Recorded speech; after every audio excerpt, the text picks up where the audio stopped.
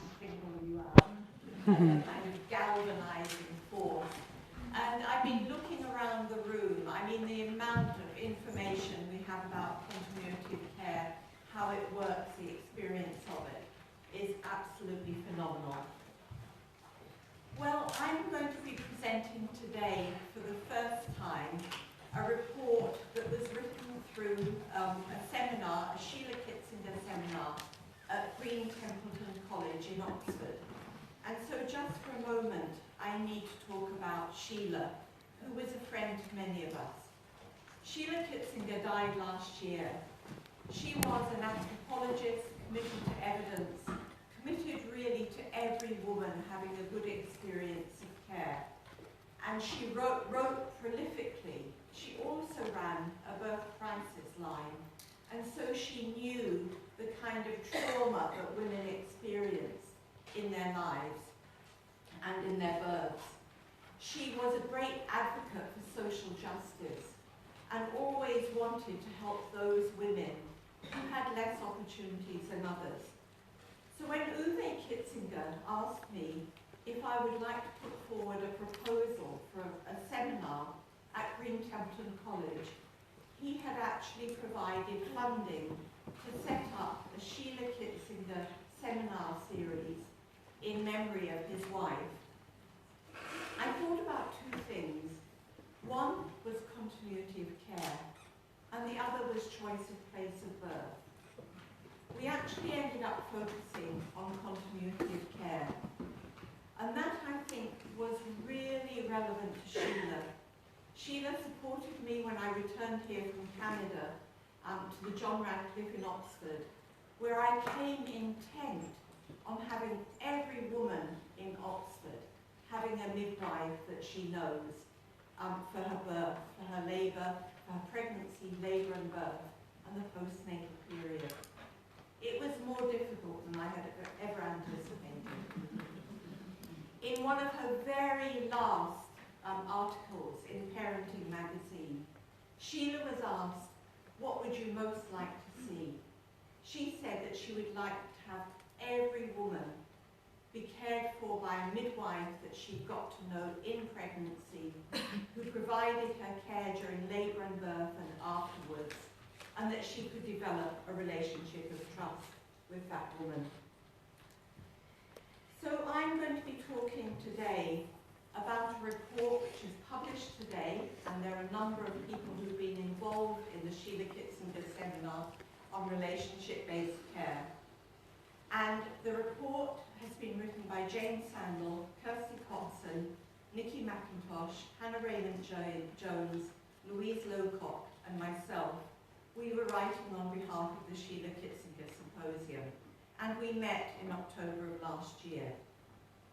We've called the report Relationships, the Pathway to Safe, High-Quality Maternity Care. We had 27 people involved, some academics from Green Templeton College, but a mixture of health service leaders, commissioners, leaders of services, users and activists, people who were experts in implementation science. They weren't there to represent a particular organisation. They were there to think through a really intractable problem. How do we extend continuity of care to all women?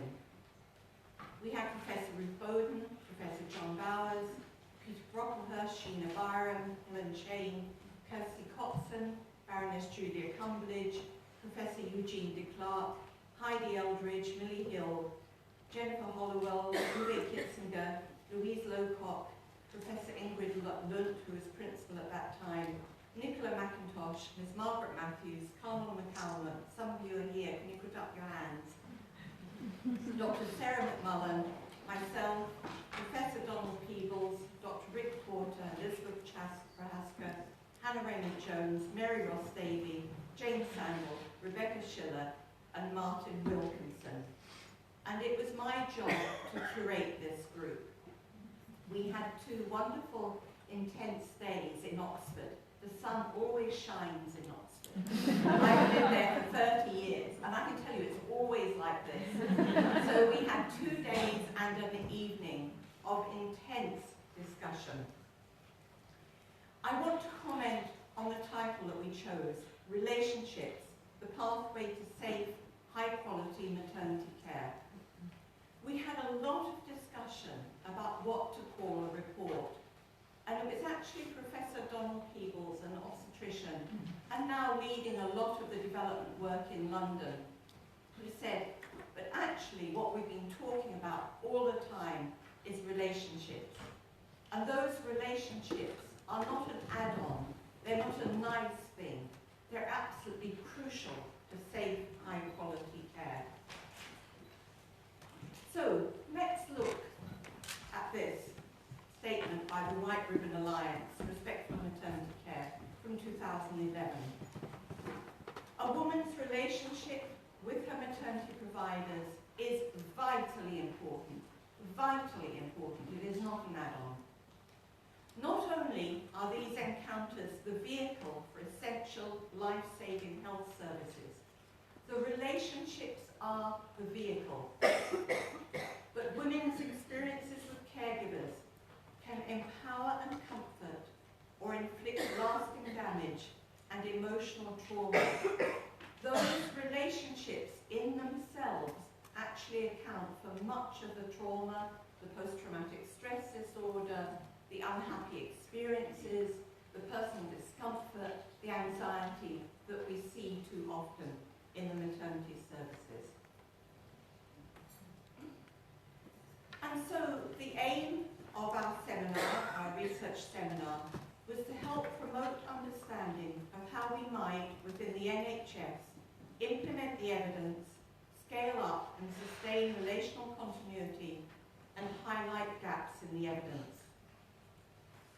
We found, after a presentation of the evidence, that the evidence was compelling, that ongoing supportive relationships between women and their maternity providers improves health outcomes for women and babies and women's experience of care. And if I were to put it into a nutshell, what I would say is that of those 27 people, very intelligent, very experienced people, great leadership ability, the one message was, the evidence is so compelling that we can no longer ignore it.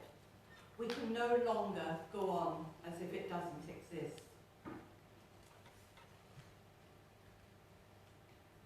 We know that the majority of